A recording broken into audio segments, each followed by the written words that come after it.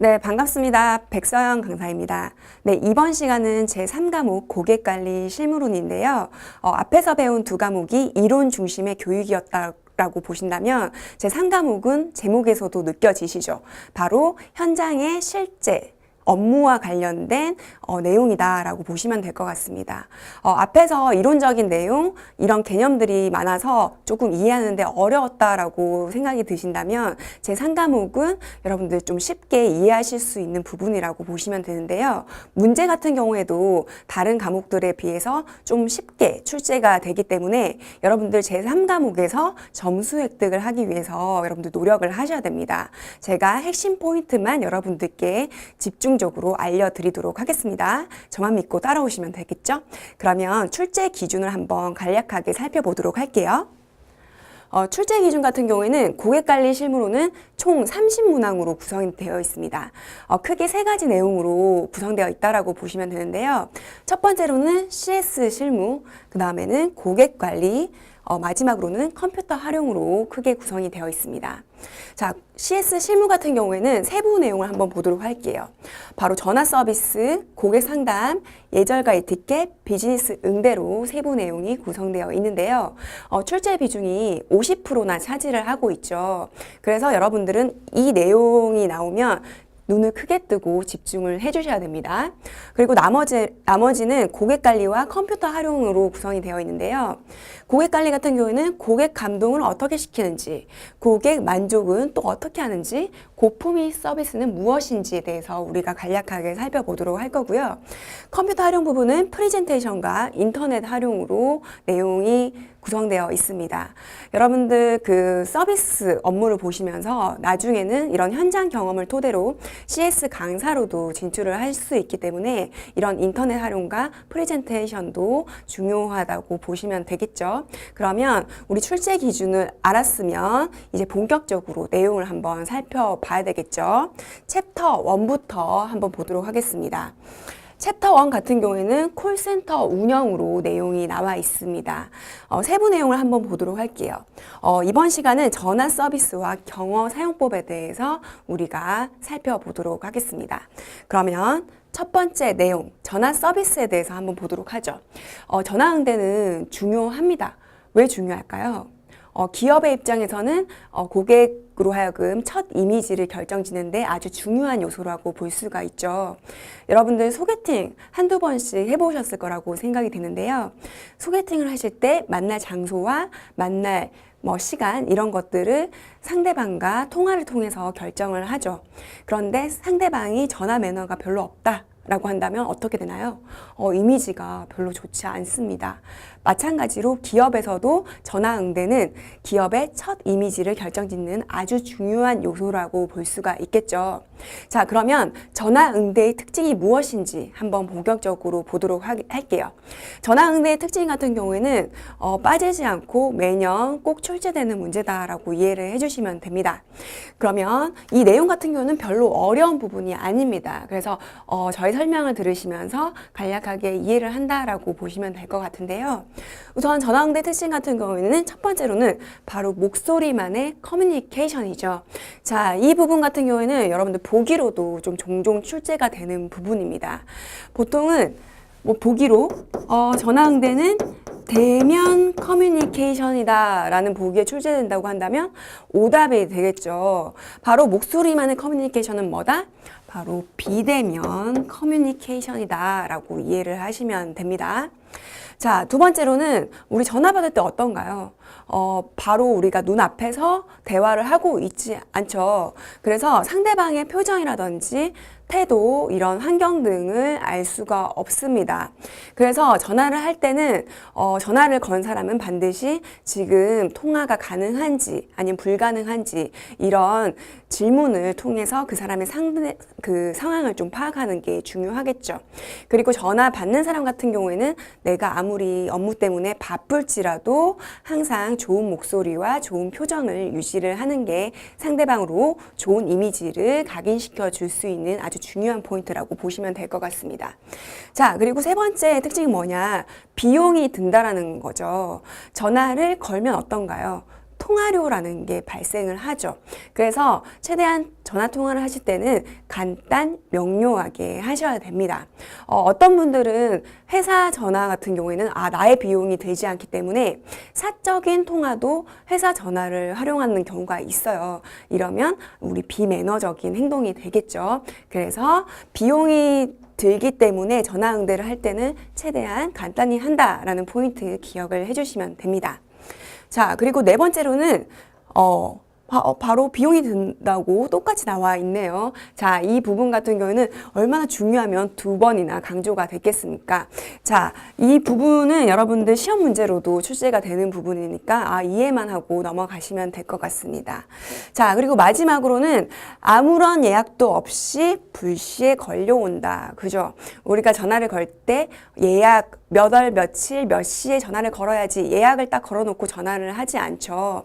그래서 예약도 없이 불시에 걸려오기 때문에 항상 우리는 전화 받을 그런 준비 자세를 하고 전화를 받으시는 게 좋습니다. 그래서 전화를 할 때는 반드시 뭐가 필요하다? 그죠? 바로 메모지랑 필기구가 항상 내 자리에 구비되어 있어야 된다라고 이해를 하시면 됩니다. 자, 이 부분 같은 경우에도 시험 문제 간혹 가다가 보기로 나오는 경우가 있어요. 전화를 할 때 좀 받을 때는 메모지랑 필기구가 필요 없다. 이런 보기가 나온다면 우리 상식성에서 풀 수 있는 문제죠. 그래서 그거는 오답이 되는 겁니다. 자, 이 부분 같은 경우는 전화응대의 특징 어렵지 않죠. 자, 핵심 포인트만 기억하고 우리 넘어가도록 하겠습니다. 자, 전화응대 기본 자세 같은 경우에는 가장 중요한 게 의사소통과 관련된 문제가 좀 발생이 됩니다. 그래서 항상 우리는 주의를 기울여야 되겠죠. 바로 음성의 높낮이 같은 경우에도 톤 조절을 잘 하시는 게 중요하다라고 보시면 될 것 같습니다. 너무 고음으로 내다 보면 상대방이 듣기에 불편합니다.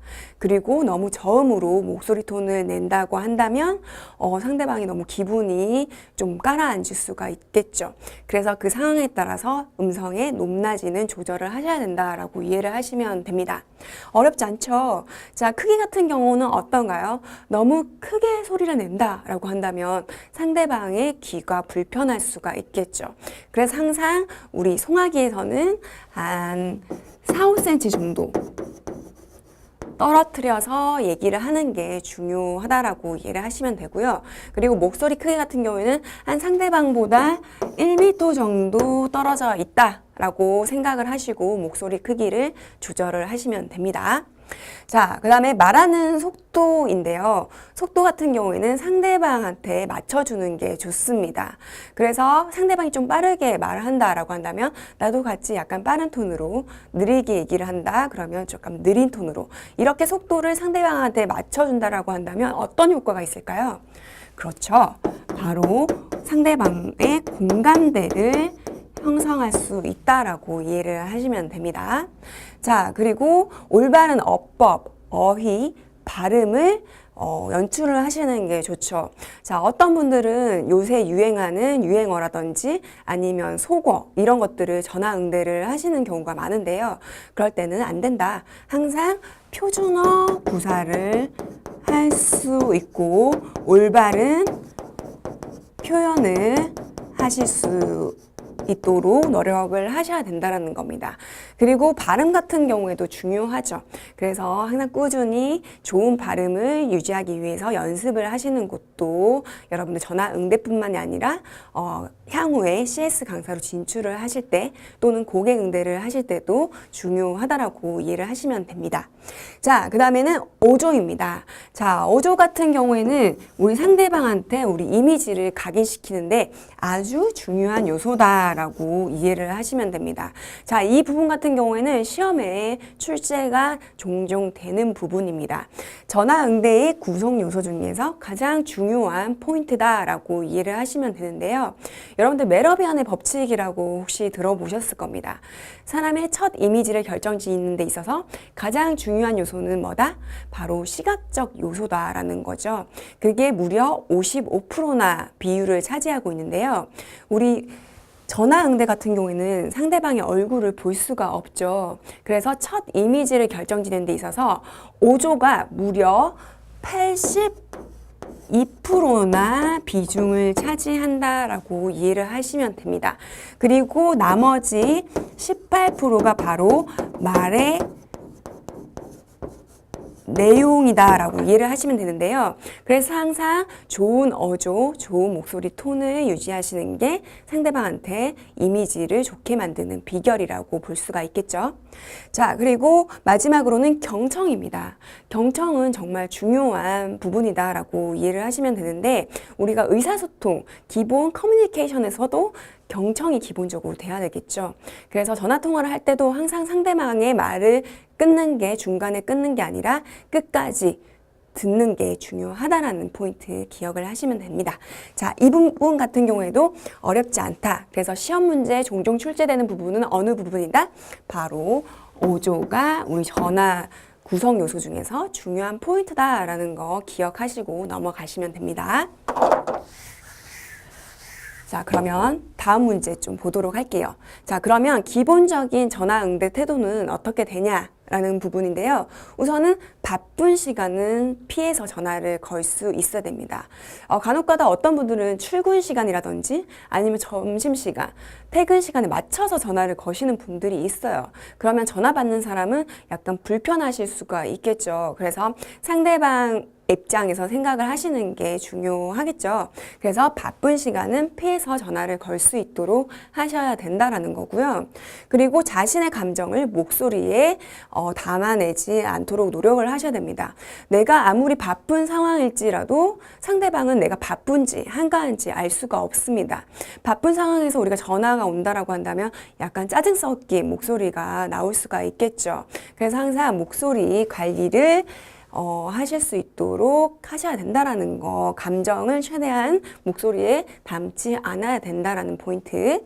다음에는 고객과 언쟁을 피하고 말대꾸를 하지 않는 거 중요하죠. 어떤 고객분들은 불만이 있어서 우리 기업에 전화를 걸어오시는 분들이 많죠. 이럴 때 고객과 똑같이 언쟁을 하게 된다면 더욱더 이미지가 안 좋아질 수가 있습니다. 그래서 최대한 경청하신다라는 태도로, 고객의 말을 듣는다라는 태도로 전화 응대를 할 때는 오해의 소지가 많이 발생하기 때문에 최대한 언쟁을 피하는 게 중요하다라고 이해를 하시면 됩니다. 그리고 고객보다는 먼저 전화를 끊지 않도록 노력을 하셔야 되겠죠. 우리가 전화를 통화하고 얘기를 하고 있는 중에 상대방 이야기가 끝난 줄 알고 먼저 전화를 끊었다라고 가정을 해봅시다. 그러면 우리 전화 건 고객분들은 되게 기분이 상할 수가 있겠죠. 그래서 전화를 먼저 끊지 않고 고객이 끊었는지 안 끊었는지 확인을 하고 우리는 나중에 끊는 걸로 이해를 하시면 될 것 같고요. 그 다음에 수화기를 소리나게 끊지 않기. 어떤 분들은 상대방이 듣고 있는지도 모르고 그냥 쾅 하고 수화기를 끊는 경우가 있어요. 이러면 고객이 들었을 때 이 직원은 화났나? 나를 되게 무시하나? 이렇게 느낄 수가 있겠죠. 그래서 최대한 수화기는 사뿐히 내려놓는 게 중요하겠죠. 자, 그 다음에는 앞에서도 제가 설명을 드렸죠. 우리 전화라는 것은 특징이 뭐가 있었죠? 비용이 발생한다라는 부분이 있었죠. 그래서 불필요한 긴 통화는 하지 않는 걸로 최대한 간단 명료하게 전화 통화를 하셔야 됩니다. 자, 그리고 어떤 분들은 사적인 대화를 회사 전화를 통해서 하는 경우가 있어요. 자, 같은 사무실에 근무를 한다라고 가정을 해봅시다. 그런데 사적인 대화로 한다고 한다면 옆에 있는 직원분들이 사적인 내용을 다 듣겠죠. 그러면 업무 중에 되게 많은 피해가 갈 수가 있습니다. 그래서 사적인 대화는 최대한 사무실 내가 아니라 사무실 밖에서 하실 수 있도록 하셔야 된다라는 거. 자, 이 부분이 바로 기본적인 전화응대 태도입니다. 이거는 시험 문제에 나오면 여러분들 점수를 주려고 낸 문제입니다. 그래서 기본 상식선에서 풀 수 있는 문제다라고 이해를 하시면 되겠죠. 자, 이 부분 같은 경우는 여러분들 별표를 치셔야 됩니다. 네, 매년 빠지지 않고 나오는 문제다라고 이해를 하시면 되는데요. 바로 전화응대에도 요소가 있습니다. 바로 3요소인데요. 바로 첫 번째로는 신속, 두 번째로는 정확, 세 번째로는 친절. 이게 기본적으로 갖춰져야지 좋은 전화 응대다라고 보시면 되는데, 여러분들 그 짜장면 드시고 싶을 때 짜장면 집에 전화를 걸죠. 그런데 짜장면 집에서 전화를 되게 늦게 받아요. 그러면 어떤가요? 짜증이 나죠. 그죠? 그리고 정확 포인트는 뭔가요? 내가 짜장면을 시켰으면 짜장면이 배달이 돼서 나와야 되는데 짬뽕이 배달이 돼서 나온다고 한다면 어떨까요? 기분이. 자, 마지막으로는 이 전화 받는 사람이 되게 불친절해요. 그러면 이 짜장면 집에서는 절대 내가 시켜 먹지 않아야 되겠다라는 생각이 들죠. 자, 우리도 마찬가지입니다. 자, 전화 응대를 할 때는 무조건 신속, 정확, 친절하게 응대를 해야 된다라고 이해를 하시면 됩니다. 그래서 전화벨이 3번 이상 울리지 않게 여러분들 전화를 신속하게 받아 주셔야 되시는 거고, 고객 문의가 있다라고 한다면 어떻게 되나요? 바로 신속하게 처리를 해주셔야 되겠죠. 자, 이 부분이 바로 신속과 관련된 부분입니다. 자, 정확 같은 경우에는 어떤가요?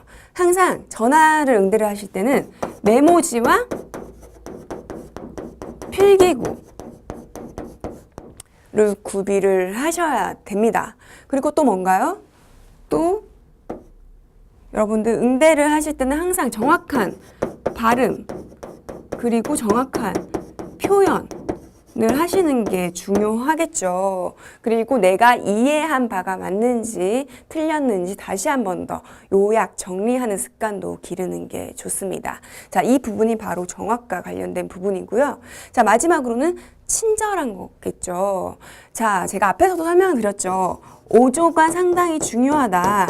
우리 이미지를 결정짓는 데 있어서 아주 중요한 요소다. 그래서 항상 우리는 친절하게 응대를 하기 위해서 좋은 표정을 가지고 좋은 말투를 연출하시는 게 중요하다라고 이해를 하시면 됩니다. 자, 이 부분도 어렵지 않죠? 그래서 시험 문제에 이렇게 출제가 되는 경우가 있습니다. 자, 다음 중 전화 응대의 3요소를 고르시오라고 한다면 우리는 신속, 정확, 친절을 반드시 기억을 하시고 문제 체크를 해주시는 게 좋겠죠. 자, 그러면 상황별 전화 응대 요령을 한번 보도록 할게요. 자, 전화 받기 같은 경우에는 왼손으로 수화기를 즉시 듭니다. 자, 이 부분 같은 경우에도 보기에 출제될 경우가 있어요. 뭐냐? 오른손으로 수화기를 든다라고 한다면 틀린 답이 됩니다. 자, 왜냐하면 우리는 거의 오른손잡이들이 많죠. 그러면 우리는 항상 전화 받을 때는 뭐가 필요하다? 메모지와 필기구가 필요하다. 그래서 왼손으로 수화기를 들고 오른손으로 항상 메모할 준비를 하셔야 되는 겁니다. 하지만 단 예외가 있죠. 저같이 왼손잡이들은 왼손으로 우리 메모를 쓰시고 오른손으로 수화기를 드셔도 무방합니다. 그래서 이 부분 같은 경우에도 출제가 간혹가다 되는 부분이 있습니다. 자, 그리고 전화를 받을 때는 항상 밝게 인사를 하고 내 소속과 이름을 밝히는 게 가장 기본적인 매너다라고 이해를 하시면 되겠죠. 자, 그리고 상대방을 확인한 다음에 인사를 밝게 하시는 거. 자, 인사의 중요성은 우리가 아무리 강조해도 지나치지 않습니다. 전화도 마찬가지입니다. 우리 만났을 때만 인사하는 게 아니라 전화했을 때도 항상 처음에는 인사로 항상 시작을 하셔야 된다라는 거.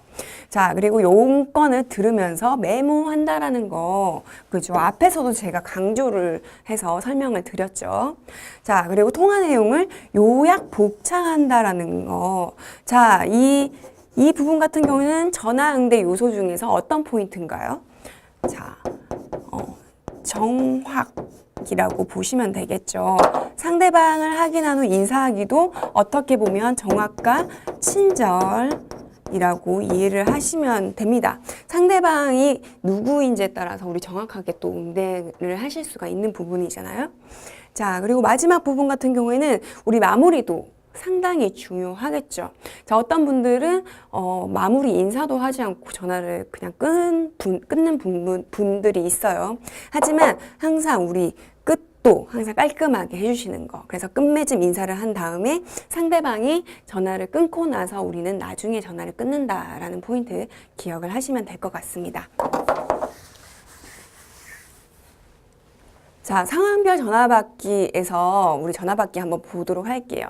전화를 연결할 때가 있습니다. 자, 이럴 땐 어떻게 되나요? 자, 상대방한테 우리의 목소리가 들리지 않도록 항상 보류 버튼을 누르시거나 아니면 송하고 이 부분 같은 경우는 손으로 막고 연결을 해주시는 포인트죠. 자, 그리고 오래 기다리게 할 때가 있습니다. 이럴 때는 상대방한테 그런 대기 시간이라든지 아니면 그 전화를 연결해주는 사람의 상황을 좀 알려주시는 게 좋겠죠. 그래서 상황을 알려주고 대기를 하실 건지 아니면 나중에 전화를 거실 건지 이런 여부를 확인하시는 게 좋습니다. 자, 그리고 전화가 잘못 걸러왔을 때가 있습니다. 그럴 때 어떤가요? 아닌데요? 이렇게 무뚝뚝하게 말씀하시는 게 아니라 전화번호 한번 말씀해 주시고 그리고 우리 회사명과 우리 회사 번호 이런 것들을 다시 한번 더 상대방한테 인지를 시켜주시는 게 좋겠죠. 자, 항의 전화가 왔을 때가 있습니다. 자, 이럴 때는 상대방과 논쟁을 한다고요? 아닙니다. 논쟁을 하게 된다면 더욱더 오해의 소지가 발생할 수가 있습니다. 그래서 상대방의 말을 최대한 경청을 해주시고 해결책이 있으면 해결책도 함께 제시를 해주시는 게 좋겠죠. 그런데 이런 고객분들이 있어요. 상사 바꿔 라고 하시는 분들이 있어요. 이럴 때는 무작정 상사를 바꿔주면 되나요? 절대 안 되죠.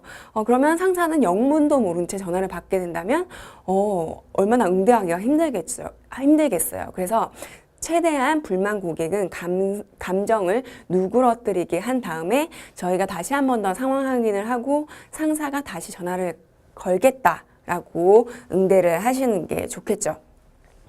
자, 전화가 잘 안 들릴 경우가 있습니다. 이럴 때는 여보세요 라고 연발을 하시는 게 아니라 지금은 전화가 잘 들리지 않는데요. 잠시 후에 다시 전화를 걸어 주시겠습니까? 라고 양해 멘트를 친절하게 하시는 게 좋겠죠. 자, 그리고 통화 중에 전화가 끊겼을 때가 있습니다. 이럴 때는 기본적으로 전화를 건 사람이 다시 거는 게 예입니다. 그래서 이런 상황을 다시 한번 더 알려주시는 게 좋습니다. 자, 이 상황별 전화 받기도 어렵지 않은 부분입니다. 자, 이런 부분은 여러분들 숙지를 하시게 된다면 여러분들은 매너 있는 사람이 되겠죠. 그러면 전화 걸기 같은 경우에는 여러분들 준비가 상당히 중요합니다. 그래서 상황을 예측을 하시는 건데요. 시간대 확인한다라는 거 제가 앞에서도 설명드렸죠. 바쁜 시간대는 피해서 전화를 걸 수 있도록 해주셔야 되는 부분이고요. 그 다음에 이야기, 내가 어떤 순서로 이야기를 할 건지 머릿속으로 미리 사전 준비를 철저히 해놓으시는 게 좋겠죠. 그리고 상대방이 전화번호라든지 아니면 소속이라든지 이름을 다시 한 번 더 확인을 하고 전화를 걸었을 때 우리 어떻게 한다고 했죠? 밝은 인사를 하시고 난 다음에 상대방이 맞는지 아닌지 여부를 다시 한 번 더 재확인하는 게 우리 정확성을 깨할 수 있는 부분이다 라고 이해를 하시면 됩니다. 자, 그리고 용건 정리 같은 경우에는 우리 메모지와 필기구를 활용을 하시면 되는데요. 자, OW1H로 정리를 하시는 겁니다. 자, OW1H 어떤 분들은 이게 뭔지라고 감이 오시죠. 우리 다 배웠던 겁니다. 바로 육하 원칙에 의거해서 정리를 하시는 게 중요하다라는 거. 그리고 서류 준비 같은 경우에도 우리 통화 같은 경우에는 통화료라는 게 발생을 한다라고 했죠. 그래서 내가 어떤 내용으로 전화를 할 건지 정리가 됐으면 제가 관련돼서 서류 같은 것도 항상 옆에 준비를 미리 해놓으시는 게 좋습니다. 이런 서류가 필요한데 라고 해서 상대방을 기다리게 하고 서류 찾으러 먼데 갔다가 다른 데 갔다가 이렇게 된다면 기다리는 상대방도 짜증이 나고 우리 통화료도 많이 발생할 수가 있겠죠. 그래서 항상 전화 걸기 전에는 이런 준비들을 한다라는 거 기억을 해주시면 될 것 같고요. 그리고 상황별로 전화 걸기가 있습니다. 자, 통화 희망자가 부재정일 경우가 있어요. 이럴 때는 우리 어떻게 하나요? 통화 가능 여부를 다시 한번 더 확인을 하고 상대방한테 메모를 좀 남겨달라고 부탁을 하던지 이런 것들을 한번 선택을 하시는 게 좋겠죠. 그리고 상사 대신 거는 전화일 경우가 있습니다. 자, 이럴 때는 상대방이 받기 전에 상사가 먼저 수화기를 들 수 있도록 중재를 하셔야 되는 부분이라는 거. 그리고 직급이 다른 상사들의 전화를 중재할 경우가 있습니다. 자, 이럴 때 직급이 높은 상사를 기다리게 해서는 안 되겠죠. 그래서 항상 직급이 낮은 상사를 대기하실 수 있도록 하는 게 중요한 포인트입니다. 자, 이 부분 같은 경우에는 여러분들 시험 문제 간혹가다 출제된 적이 있어요. 직급이 낮은 상사가 대기할 수 있도록 해야 된다라는 이 포인트 기억을 하시면 될 것 같습니다. 자, 전화가 잘 들리지 않을 때가 있습니다. 이럴 때는 어떻게 한다고요? 상황을 알려주고 지금 전화가 잘 들리지 않습니다. 제가 다시 한 번 더 전화를 드리도록 하겠습니다. 이렇게 양해 멘트를 하시는 게 중요하겠죠. 그리고 자동응답기 녹음을 할 때가 있습니다. 이럴 때 우리는 당황해서 끊는 경우가 많죠. 하지만 전화응답기 같은 경우에도 녹음을 할 때는 기본 예의가 있어요. 그래서 소속이라든지 성명, 용건, 전화번호, 날짜, 시간까지 알려서 같이 녹음을 시키는 게 중요합니다. 자, 그리고 상대방 양해를 구할 때가 있습니다. 자, 양해를 구할 때는 어떤 경우가 있을까요? 부득이하게 주말이라든지 아니면 밤 늦게 전화를 걸 때가 있죠. 이럴 때 당연하게 전화를 걸었다라고 생각할 수 있게끔 만드는 게 아니라 지금 바쁜 시간이지만 아니면 조금 늦은 시간이지만 죄송합니다만 이런 식으로 양해 멘트는 반드시 해주시는 게 나는 좀 더 매너 있는 전화 매너를 갖춘 사람이 되겠죠. 자, 이 부분 같은 경우도 여러분들 어렵지 않은 부분입니다. 시험 문제 나오면 여러분들 충분히 쉽게 풀 수가 있는 문제다라고 이해를 하시면 되겠죠. 자, 그리고 효과적인 대화를 하는 방법이 있습니다. 자, 공감대를 형성을 하는 게 우선적으로 중요합니다. 자, 공통된 화제 같은 경우에는 할 일, 내가 하는 일이라든지 아니면 여행, 출신지, 계절, 날씨, 그다음에 동료 아는 사람, 가족, 가정, 뉴스, 건강, 취미 잡기, 그다음에 연애, 결혼 이런 것들은 우리 모두가 다 공통된 화제라고 볼 수가 있겠죠. 그래서 상대방이 어떤 부분에 좀 관심을 갖는지 파악을 하고 이런 스몰 토크를 하시면 좀 더 친근감 있는 대화를 하실 수가 있는 포인트입니다. 그런데 어떤 분들은 연봉이라든지 아니면 뭐예요? 정치 아니면 종교 이런 것들을 공통된 화제로 삼는 부분들이 있어요. 자, 이런 부분들은 되게 민감한 부분이죠. 자, 그래서 연봉이나 정치나 종교는 공통된 대화로 하지 않는다라고 이해를 하시면 되는데요. 자, 이 부분 같은 경우도 여러분들 간혹가다 시험 문제 출제가 된 적이 있습니다. 자, 효과적인 대화를 할 때 있어서 공통된 화제로 적절하지 않는 것은 무엇입니까? 라고 고르시오라는 문제가 나온다고 한다면 우리는 이런 부분이 나온다고 한다면 바로 고를 수가 있어야 되겠죠. 자, 그 다음에 호칭과 관련된 부분입니다. 바람직한 경어 사용법에서 호칭, 우리 직장 생활을 할 때 제대로 된 호칭을 사용하는 게 중요하죠. 저 같은 경우는 직장 생활을 꽤 오래 한 편인데요. 제대로 된 호칭을 제가 사용을 초반에는 하지 못했습니다. 그래서 제가 위에 상사한테 되게 많이 혼났던 적이 있어요. 그래서 여러분들은 직장 생활을 할 때도 적절한 호칭을 써주시는 게 중요합니다. 자, 상급자 호칭 같은 경우에는 뒤에 님자를 붙이는 건 당연하겠죠. 우리가 상급자한테 부장 이렇게 얘기는 하지 않죠. 그래서 항상 부장님, 경리부장님, 김부장님 이렇게 호칭을 써주시는 겁니다. 자, 그런데 부장님 같은 경우에는 우리 직속 상사한테 우리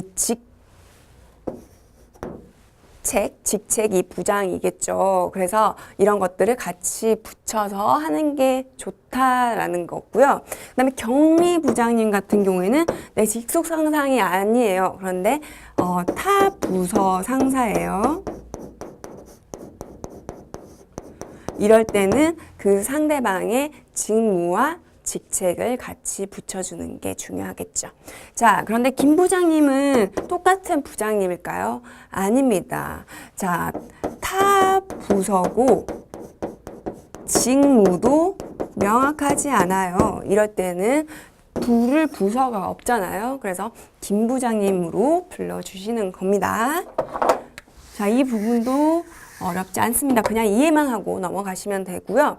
하급자, 호칭 같은 경우에도 과장 같은 경우는 아까처럼 같은 직속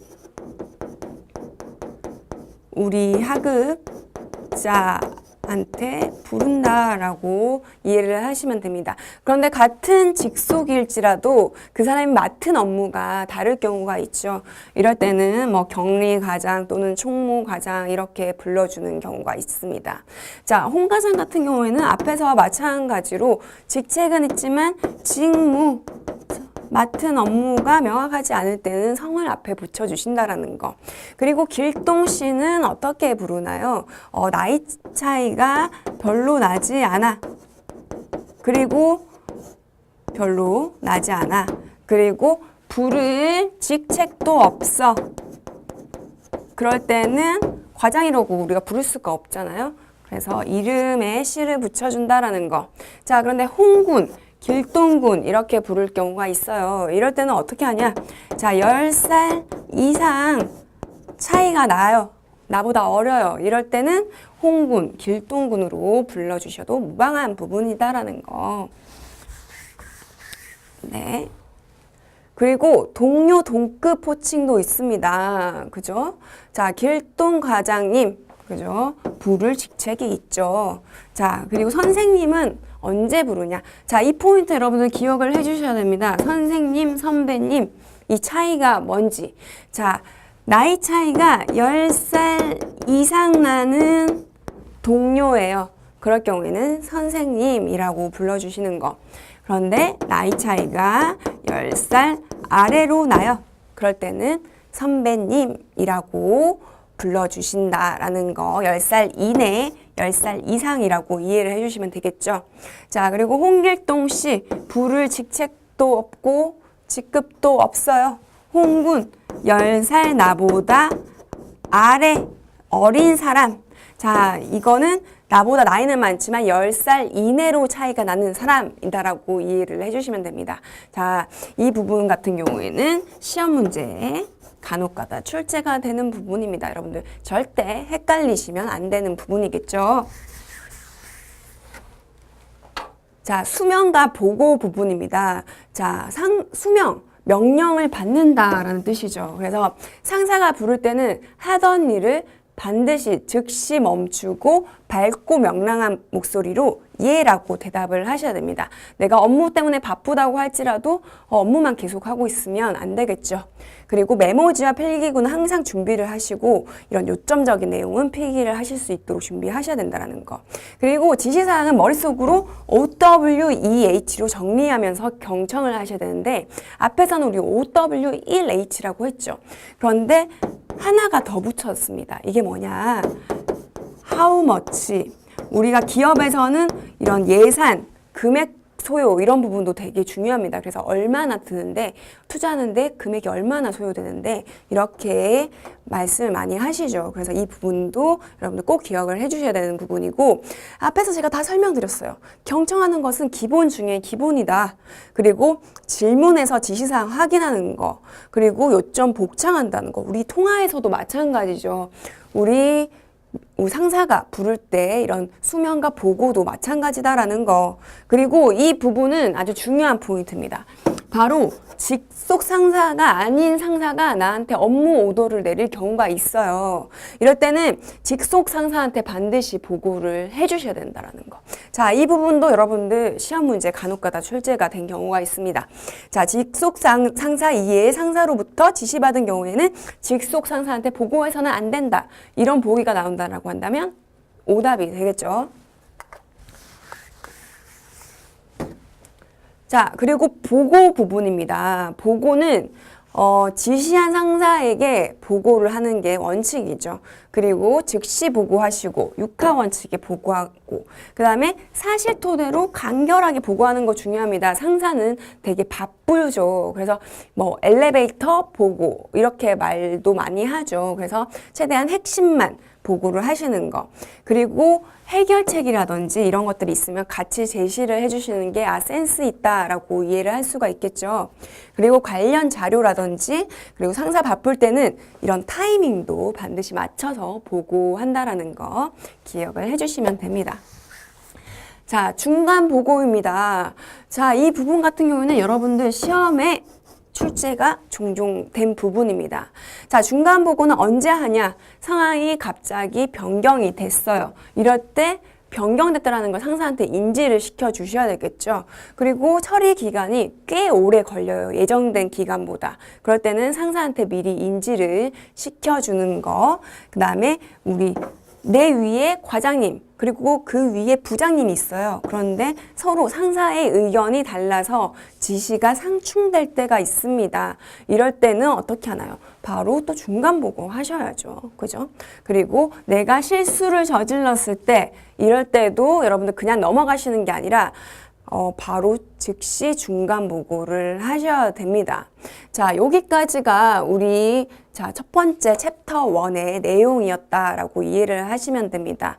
우리 전화 서비스라든지 전화 응대를 할 때는 어떻게 하면 되는지, 그리고 올바른 경어 사용법, 그리고 수명과 보고하는 법에 대해서 우리 살펴봤습니다. 여러분들 너무 고생 많으셨고요. 다음 시간에 또 뵙도록 하겠습니다. 고생 많으셨습니다.